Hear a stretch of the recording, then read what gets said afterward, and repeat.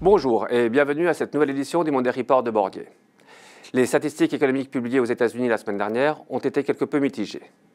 Comme on peut le voir sur le graphique de gauche, la croissance des prix à la consommation s'est révélée plus forte qu'attendue en janvier.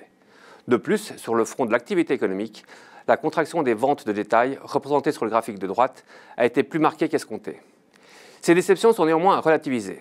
En effet, la nature de l'accélération des prix est en fait plutôt rassurante et en termes d'activité, le rebond de la production industrielle en janvier compense la faiblesse de la consommation visible dans les ventes de détail.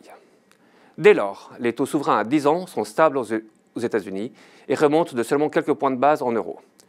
Ceci s'est traduit par une légère hausse des prix des obligations en US dollars et une baisse modérée des prix des obligations en euros.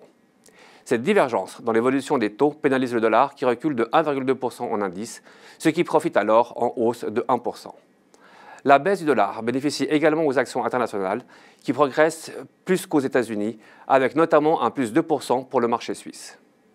Cette semaine, nous aurons la publication de nombreuses statistiques sur le marché immobilier résidentiel américain, avec notamment la confiance des promoteurs immobiliers, les mises en chantier et les permis de construire. Nous aurons également, tant aux États-Unis qu'en zone euro, la confiance des directeurs d'achat dans le secteur manufacturier et dans celui des services. Enfin, nous sommes acheteurs de Siemens.